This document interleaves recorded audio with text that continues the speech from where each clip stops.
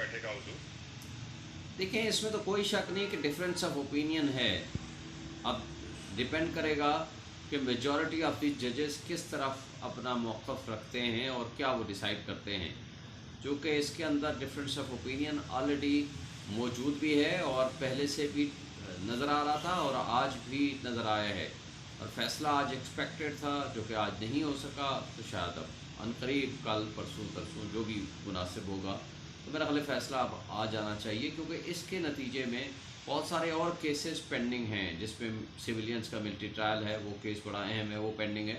इसी तरह आप अगर देखेंगे 90 डेज़ के अंदर इलेक्शंस का होना, वो बड़ा इंपॉर्टेंट केस है। सुप्रीम कोर्ट बार एसोसिएशन भी उसमें पटिशनर है और उसके साथ साथ पीटीआई भी पटिशन फाइल कर चुकी है, और उसके साथ ऑफिशियल सीक्रेट एक्ट के अंदर जो तरमीम आई है और उसके साथ जो आर्मी एक्ट में तरमीम आई है, वो जो पटिशन्स हैं वो भी पेंडिंग है, वो भी बड़ी अहम है। लेकिन वो सारी चीज़ें डिपेंड कर रही हैं इस केस के ऊपर, क्योंकि ये इस केस का फ़ैसला आएगा जिसके अंदर अगर तो वो एक्ट ख़त्म हो जाता है तो फिर तो चीफ जस्टिस की प्रेरोगेटिव है कि वो क्या बेंच बनाते हैं। अगर वो एक्ट बाकी रहता है और ये पटिशन डिसमिस हो जाती हैं, तो फिर जो कॉन्स्टिट्यूशन ऑफ बेंच है वो बड़ा इंपॉर्टेंट होगा, जिसमें चीफ जस्टिस और सीनियर वो दो जज साहिबान बैठ के बेंच को कॉन्स्टिट्यूट करेंगे। और इसी तरह ना सिर्फ ये एक आस्पेक्ट इंपॉर्टेंट है। एक एडिड क्वेश्चन है यहाँ पर, एक पॉइंट मैं आपसे पूछना चाहता हूँ कि जब मैं इस केस की समाअत के लिए सुप्रीम कोर्ट में मौजूद था, इससे पहले वाली समाअत में, तो मेरे साथ एक माहिर कानून थे चौधरी एजाज साहब। उन्होंने मुझे एक स्टेटमेंट दी कि जितने 15 जजेस हैं, इनमें से सिर्फ 5 ऐसे होंगे जो कॉन्स्टिट्यूशनल एक्सपर्ट होंगे। ये जो बुकला दलाइल पेश कर रहे हैं, इनमें से ज्यादातर कॉन्स्टिट्यूशन के बारे में बहुत कम जानते हैं। एक वकील साहब, चले मैं नाम नहीं लेता उनका, उनके लिए कहा कि ये तो टैक्स के लॉयर हैं, ये कॉन्स्टिट्यूशन पे आर्ग्यूमेंट्स पेश कर रहे हैं। आपका ओपिनियन क्या है इस पे सर? मेरा नहीं ख्याल, ये उनकी अपनी ज़ाती ओपिनियन हो सकती है। जब वो वकील है, देखें स्पेशलाइज्ड फील्ड तो हर बंदे की होती है किसी न किसी साइड पे।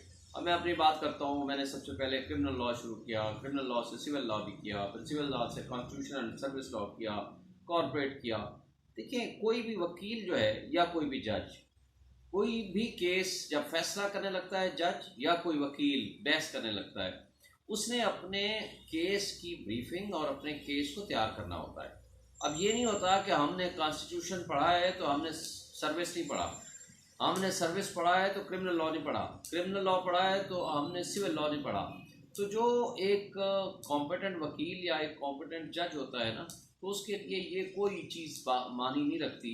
मेजॉरिटी इन पाकिस्तान जो लोग हैं, वो कला हैं, वो हर तरह के केसेस करते हैं, बशर्ते कि वो उसमें रिसर्च करें, उस पर मेहनत करें, पढ़ के आएँ कानून कायदे और जिसमें यानी लॉ रूल्स एंड कॉन्स्टिट्यूशन, उसके ऊपर वो रिसर्च करके आएँ।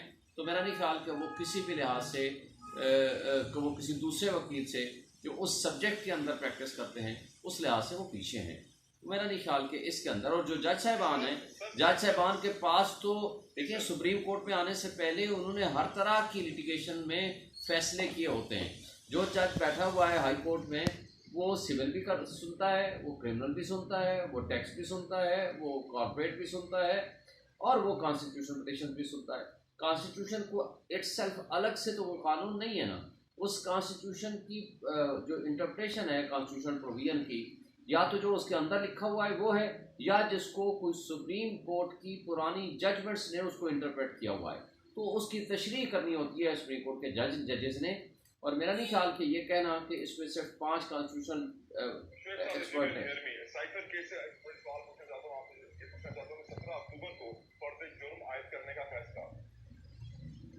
देखिए, साइफर का मामला तो बड़ा ही एक कॉम्प्लिकेटेड बना दिया गया है, बना दिया गया है, लेकिन वो है नहीं। एक साइफर, सबसे पहली बात तो ये है कि वो डीक्लासीफाई हो गया था, ये एडमिटेड फैक्ट है। डीक्लासीफाई होने के बाद उसको तो पब्लिश भी कर दिया जाता, तो उसके अंदर किसी किस्म की कोई ऑफिशियल सीक्रेट एक्ट की वायलेशन नहीं है। नंबर 2, वो एक बेलेबल ऑफेंस है, 2 साल की सज़ा है, जिसको आज 1.5 महीना, ये 2 महीने होने को हैं, 1.5 महीना हो गया है, और उनको बल्कि 2 महीने होने को हैं, और उनको अभी तक उसमें ज़मानत नहीं मिल सकी। मैं समझता हूँ कि ये बड़ी बदकिस्मती है। लेकिन अगर हम आगे देखें इसको इन पर्सपेक्टिव, ट्रू पर्सपेक्टिव में देखें, जिस शख्स ने मुल्क की सलामती और ख़ुद मुख्तारी का दिफा किया, उसको तो आपने मुल्ज़िम बना दिया।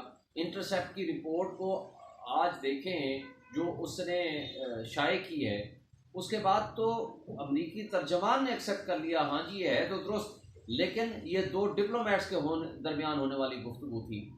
तो इसका मतलब तो ये है कि डिप्लोमेट वो अपनी स्टेट की बिहाफ पे ही कर रहा है ना, वो बात क्या कर रहा है उसके अंदर कि इमरान खान को हटा दो, और अगर नहीं हटाया तो पाकिस्तान फिर नताज भुगतने के लिए तैयार है, हम माफ़ कर देंगे अगर उसको हटा दिया तो, और अदम एतमाद के जरिए कामयाब होनी चाहिए।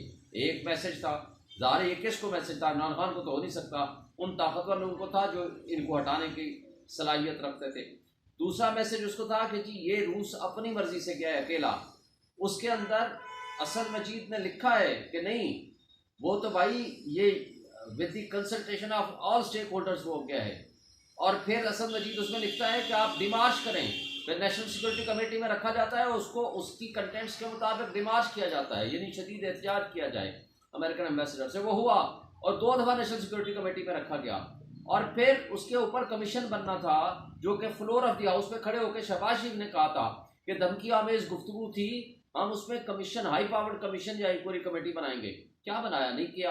लेकिन बात यह है कि वो चूंकि खुद मुलव्वस थे, मैं समझता हूँ कि अगर किसी प्राइम मिनिस्टर को जो कि कॉम्पिटेंट अथॉरिटी है under the constitution and rules of business, अगर उसको इस बात की सजा दी जाए कि तुमने पाकिस्तान की खुद मुख्तारी और सलामती का तहफ़्फ़ुज़ क्यों किया, तो मेरा ख्याल है ये गुलामी की बदतरीन मिसाल कायम होगी, इसके अलावा कुछ भी नहीं है।